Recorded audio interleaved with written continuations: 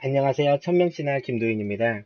이번 강의에서는 데니시 갬빗을 체스 선수가 사용했을 때 어떤 식으로 사용하고 그리고 그들이 어떻게 게임을 이기는지 실제 그들의 대국에서 살펴보면서 이 데니시 갬빗을 어떻게 쓸지를 강의를 해보도록 할 거예요.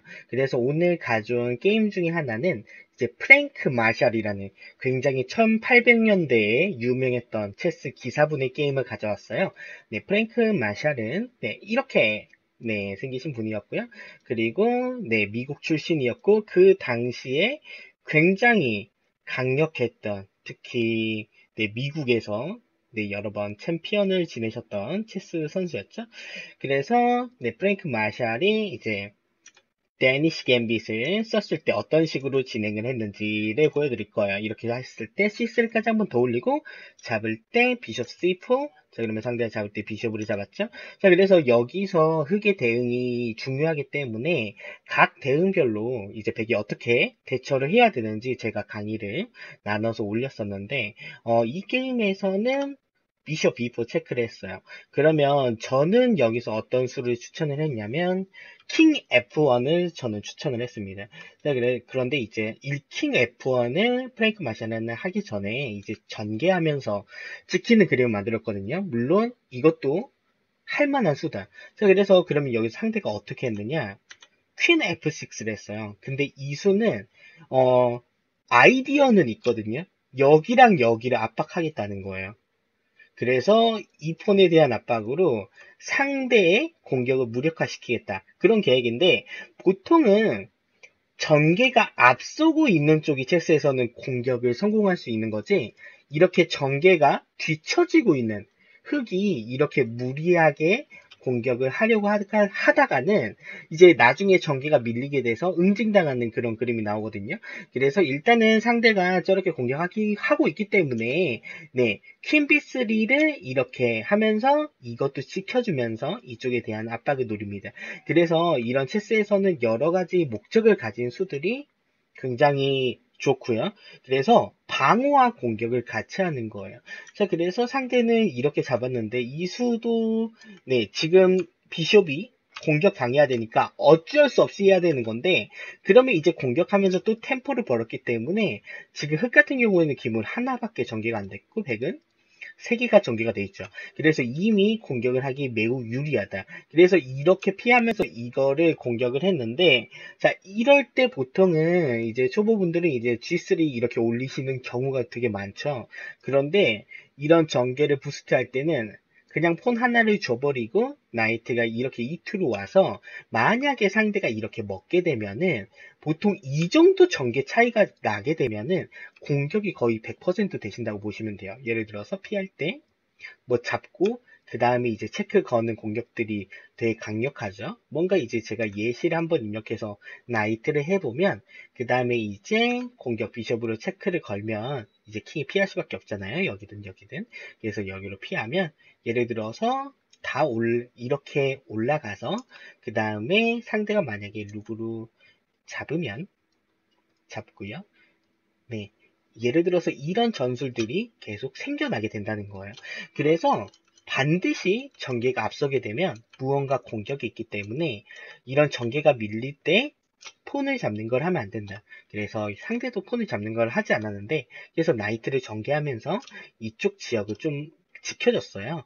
자, 그러면 이제 중요한 거는 이제 전술이 바로 안 될 때는 공격을 하는 것보다는 전개를 마무리하는 것. 그래서 이 폰을 지켜주면서 캐슬링 하고요. 상대도 어떻게든 이제 캐슬링 하면서 이제 안전하게 해보려고 하는데, 자, 그러면 이제 룩이 연결됐으면 보통 전개가 끝났다고 얘기를 하거든요. 그때 이제 어떻게 공격을 조립할지를 생각하면 돼요. 여기서 프랭크 마샬은 피스 플레이, 템포를 벌면서 나이트가 들어가서 퀸을 공격했어요. 자, 그럼 퀸이 피해야 되죠. 어디론가 피해야 돼요. 자, 그러면 어차피 피할 바에 폰을 먹고 피하자 이렇게 생각을 했는데 여기서 이제 여러 가지 공격들이 생겨나게 됩니다. 예를 들어서 비숍이 다 좋은 위치에 있기 때문에 이 나이트가 일단은 위험하죠. 그래서 조금 더 전진하면서 좋은 위치로 가면서 공격. 그럼 위협이 뭐냐면 이거를 잡을 수 있다는 거예요. 그리고 이쪽 파일이 뚫리면 킹이 굉장히 위험해지겠죠. 그래서 상대는 나이트가 오면서 이걸 지킬 생각을 합니다. 그런데 실제로는 이제 너무 큰 위협이 이미 백에게 있거든요. 그래서 먼저 이렇게 오면서 템포를 법니다. 그럼 퀸이 도망가야 돼요. 그러면 퀸이 실전에서는 어디로 갔냐면 H4를 가면서 나이트를 공격하면서 네 그러면서 방어를 했는데 그러면 여기서 백의 입장에서 영상을 잠깐 멈추고 가장 좋은 수를 한번 찾아보시면 될 것 같아요. 여기서 가장 좋은 수는 지금 상대가 백랭크 메이트 약점이 있거든요. 내가 여기를 많이 공격하고 있기 때문에. 그래서 비숍으로 이걸 지켜주면서 나이트를 지켜주면서 체크까지 겁니다. 그러면 이 상황에서 굉장히 유리해지게 되는 이유는 상대가 이렇게 먹었을 때 이렇게 하게 되면 게임이 거의 끝나게 되죠. 그래서 매우 매우 불리해진다. 자, 그래서 이렇게 먹었을 때 안 되기 때문에 여기서 이렇게 먹고 나서 실전에서는 킹이 H8으로 피했습니다. 여기서도 이미 킹이 많이 위험해진 상태인데 이제 나머지 기물들을 이제 들어가면서 백랭크 약점, 백랭크를 보호하고 있는 유일한 기물을 제거하려고 하고요. 그러면 이제 상대가 먹고 비숍이 먹겠죠.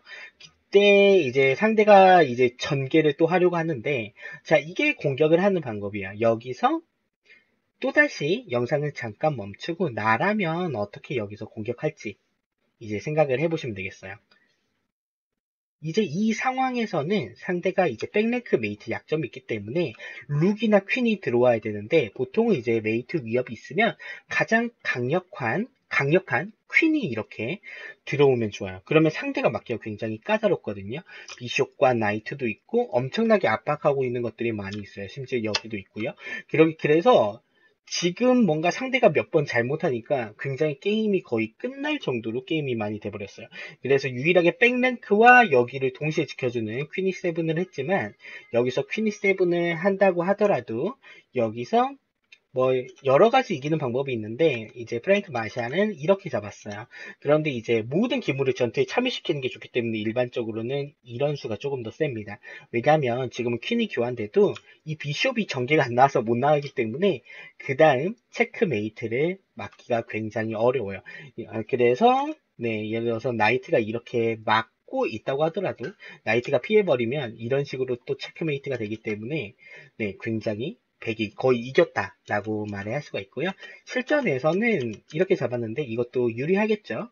그래서 상대가 퀸을 잡았을, 비숍을 잡았을 때, 근데 아마 이게 조금 더 좋을 거예요. 이런 수들. 이런 수, 지금 퀸을 공격하는 수들이 조금 더 좋을 것 같은 느낌인데, 실전에서 이렇게 잡으면서 오히려 더 불리해졌거든요. 왜냐면, 네, 이제 이쪽 방어가 없고, 그러면 굉장히 게임이 거의 끝나게 되죠. 이 포크 이후로는, 네, 게임이 아주 네, 끝나게 됩니다. 그래서 체크메이트까지 이렇게 프랭크 마샬이 멋지게 만들어낸 장면이었어요. 자, 그러면 이제 두 번째 게임을 볼 건데요. 두 번째 게임에서는 이제 폴란드 챔피언십에서 있었던 경기입니다. 그래서 이게 몇 년도 경기냐면 폴란드 챔피언십이 1957년 네, 조금 옛날이긴 하죠. 그래서 잡았을 때 CS3 잡았을 때 비숍 C4 잡았을 때 여기까지는 우리가 했는데 이렇게 D5 했을 때 제가 이제 영상에서 추천드린 거 비숍으로 폰을 먹는 거라고 말씀드렸죠. 그래서 그렇게 먹었을 때 이제 나이트 F6를 했어요. 이제 나이트 F6 했을 때 이제 제가 추천드린 거는 이거였죠. 비숍으로 잡고 그다음 퀸 잡는 거. 근데 이제 실전에서는 이제 전개하는 방식으로 여기선 진행을 하거든요. 그래서 뭔가 무조건 정해진 방식이 물론 제가 생각할 때는 뭐 이게 가장 좋긴 한데 근데 이제 이런 전개하면서 해도 상대에게 압박감은 충분하기 때문에 실전에서 꽤나 잘 먹힙니다. 폴란드 챔피언십이었으면 아무리 예전이어도 수준이 그렇게 낮지는 않았겠죠. 그래서 잘하는 플레이어 상대로도 이게 충분히 먹힐 수 있다라는 거예요. 그럼 나이트가 했을 때 여기서 이제 상대가 뭘 했냐면 비숍 B4를 하거든요. 근데 이거는 사실은 되게 큰 실수죠. 그래서 여기서 영상은 멈추고 백에게 가장 좋은 수를 찾아보시면 되겠습니다.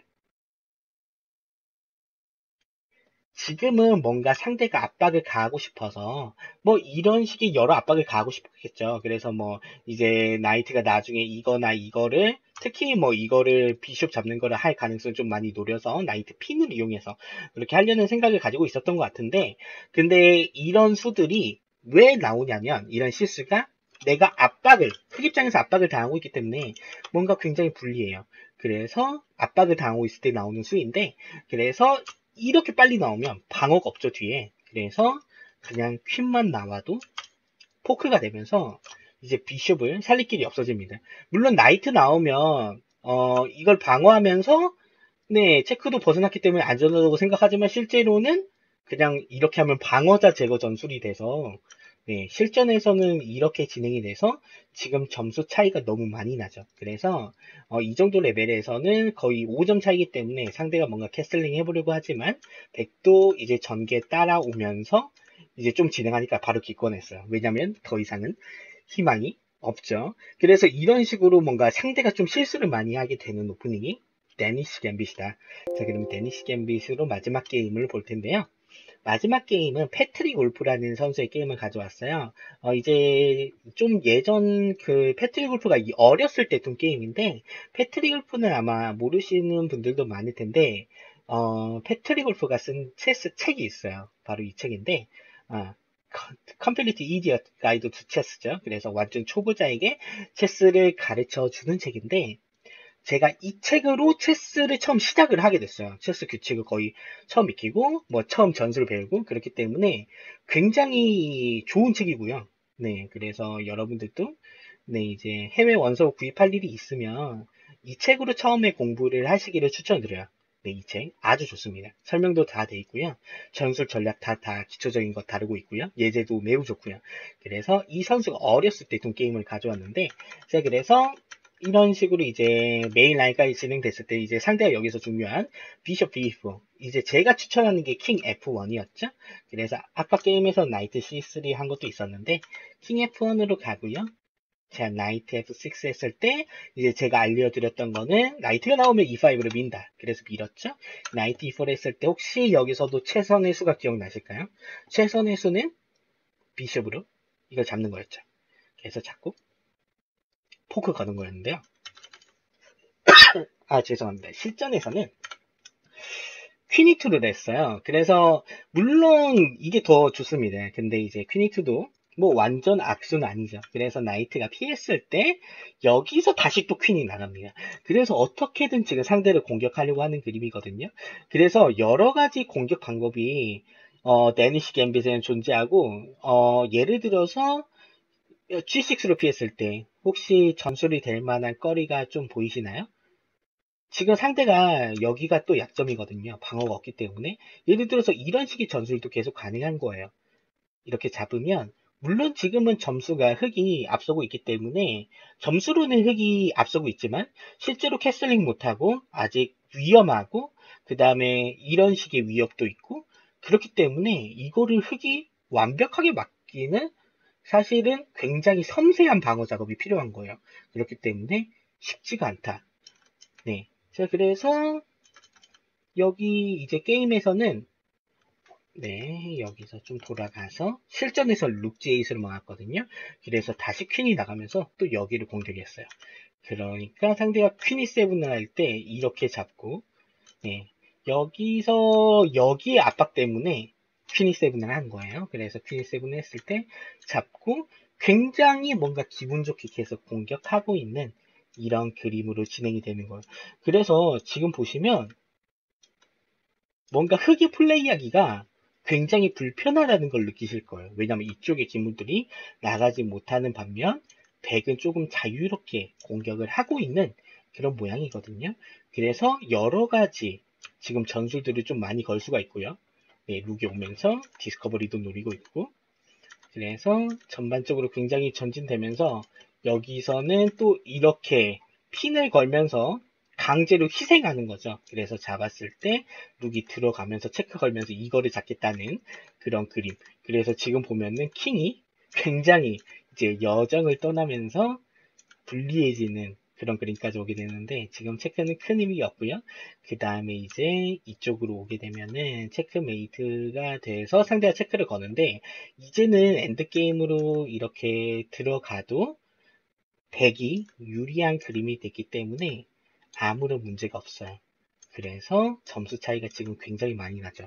그래서 이런 식으로 기권을 하게 되는데, 그래서 이 오프닝에서는 실전에서 써보면은 굳이 정해진 수를 쓰지 않아도 뭔가 전술이 될 만한 거리들, 공격이 될 만한 거리들을 해보면 굉장히 강한 공격들이 많이 존재한다.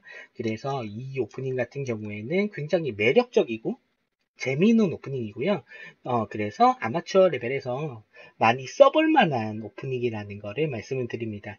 네, 이번 강의는 여기에서 마치겠고요. 영상이 도움이 되셨다면 추천 그리고 채널 구독 부탁드리겠습니다. 감사합니다.